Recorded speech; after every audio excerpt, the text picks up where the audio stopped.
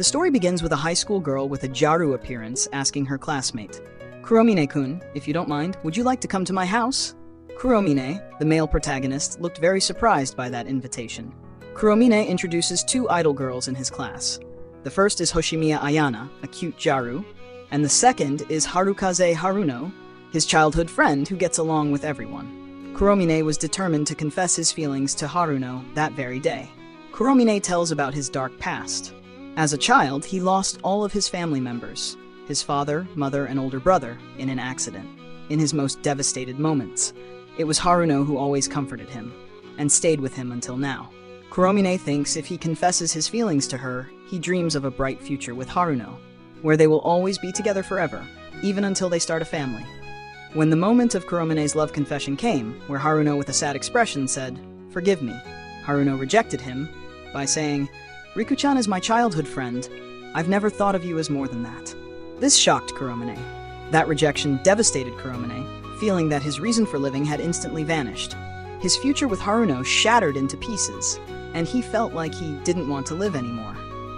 In his despair, he remembered a beautiful place that he had once visited with his family and Haruno during elementary school. He then decided to go there and end his life. On the way, his stomach suddenly hurt.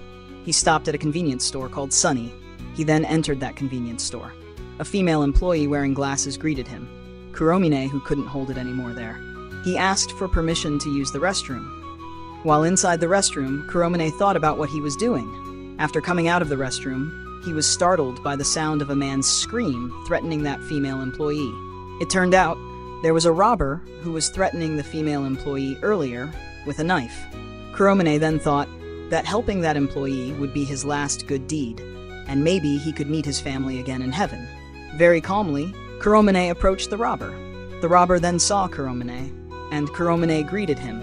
This made the robber annoyed and confused by his overly casual attitude in the middle of a robbery situation. Kuromine also understood that there was a robber here, and said that he was looking for a place to end his life. Not believing Kuromine's words, the angry robber threatened to end Kuromine's life. The female employee was also shocked, and Kuromine asked the robber to do it immediately. He remembered again the things that made him want to end his life. Kuromine told the robber to do it immediately, but don't hurt the female employee. The female employee was also shocked to hear it. The robber then trembled, then ran away while saying he couldn't do it. Kuromine, who seemed annoyed because he wanted to do good before dying. He then asked the female employee, "Are you okay?"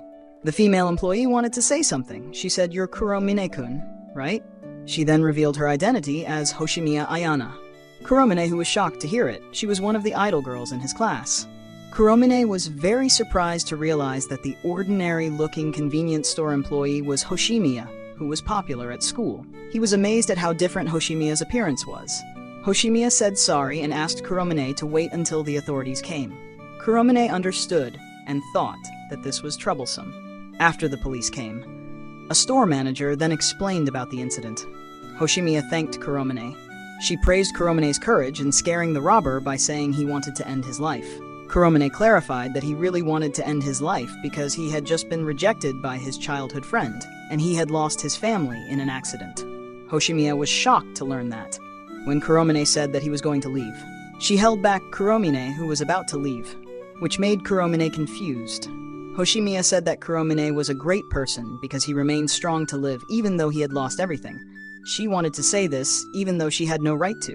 While crying, Hoshimiya pleaded for Kuromine to continue living his life. Kuromine was stunned to see Hoshimiya like that. He then smiled, and finally promised not to end his life. This made Hoshimiya feel happy. Kuromine said that Hoshimiya was such a crybaby. Hoshimiya felt relieved and grateful. Kuromine realized this was the first time a girl other than Haruno had touched him. Hoshimiya then apologized. But Kuromine didn't mind, and he thanked her for worrying about him. Kuromine learned that Hoshimiya's house was very far from school. Hoshimiya, who was shocked to hear that Kuromine needed 3 hours to get here to end his life earlier. She asked, "Does Kuromine live with someone?" Kuromine admitted he lived alone and only had 5 yen. He said that thanks to those 5 yen he was able to meet Hoshimiya, which made Hoshimiya laugh hearing it. Hoshimiya wanted to say something. She then invited Kuromine to come to her house if he didn't mind. Hoshimiya also lived alone, so she thought there wouldn't be any problem. Kuromine panicked at the prospect of living under the same roof with a girl. Suddenly, the store manager who looked tough appeared and said that Ayana had been facing problems lately. He saw shadows of people and asked, wasn't Hoshimiya's underwear stolen by someone? The manager explained that Hoshimiya was being stalked by someone. He suggested that Kuromine stay at Hoshimiya's place to be her guard. Initially, Hoshimiya refused because she didn't want to involve Kuromine in her problem. However, Kuromine insisted on helping her, because Hoshimiya had saved him from his desire to end his life earlier. So they were even. They then went home together, and arrived at Hoshimiya's house. Kuromine asked why Hoshimiya lived alone. Hoshimiya explained her parents were on a business trip for a year. When asked if Hoshimiya was lonely, she answered a little, but she knew she would meet them again. And Hoshimiya also felt grateful to see Kuromine was okay. Kuromine asked why Hoshimiya appeared like a Jaru at school. Hoshimiya was silent for a moment. She then answered that it was just to change her image, and said not to expect her room to be tidy. Kuromine said no, which made Hoshimiya feel annoyed when Kuromine said no. Contrary to his expectations, Hoshimiya's room turned out to be very tidy and cute. Hoshimiya asked if her room looked strange.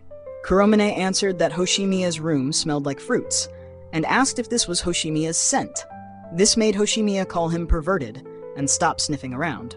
Kuromine asked if Hoshimiya had a boyfriend, which Hoshimiya confirmed that she didn't have a boyfriend. Hoshimiya felt embarrassed because this was the first time a man was in her room. This shocked Kuromine because a Jaru had never invited a man to her room. Hoshimiya emphasized that she didn't bring Kuromine there with any ulterior motives. Seeing Hoshimiya like that made her even cuter.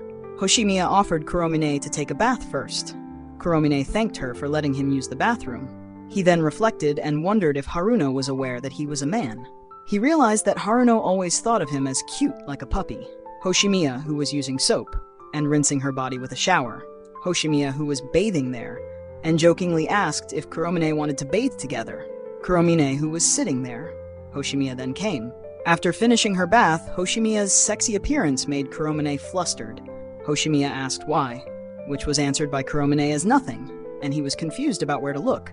Hoshimiya asked where Kuromine would sleep. He said he would just sleep in front of the door. That was forbidden by Hoshimiya because it would make Kuromine's body ache later. Kuromine was then shocked because he was apparently allowed to sleep on the same bed with Hoshimiya, and the situation then became awkward for a moment. Hoshimiya said that Kuromine was staring too much at her body. Kuromine then apologized, and Hoshimiya teased him by saying she would be angry if Kuromine tried to do anything perverted. Kuromine assured that he wouldn't do anything. This made Hoshimiya admire him. Kuromine decided to sleep on the carpet, and asked if it wasn't a problem for a man to sleep with her. This made Hoshimiya angry because she was thought of as that kind of girl. Hoshimiya admitted she had never done that thing. Kuromine, who learned that Hoshimiya was still a virgin, and he also admitted he had no experience. They then said goodnight and went to sleep. In the morning at 4 a.m., Kuromine reflected when he saw Hoshimiya still sleeping. He thought Hoshimiya was a flashy Jaru, but in reality she was an innocent and naive girl. He also realized that Hoshimiya must feel lonely because she was far from her parents. Seeing Hoshimiya crying in her sleep, Kuromine thanked Hoshimiya in his heart, feeling that her tears had saved his life. He then tried to wake up Hoshimiya, and said that he would go home now and asked her to lock the house door. Kuromine then left, and Hoshimiya said, "See you at school," on a bright morning. He then got ready, and would put on his school uniform. Kuromine felt reluctant to go to school. He was confused about how to face Haruno after being rejected yesterday.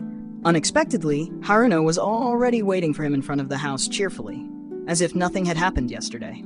Haruno then asked Kuromine, "By the way, where did you go yesterday?" This made Kuromine silent.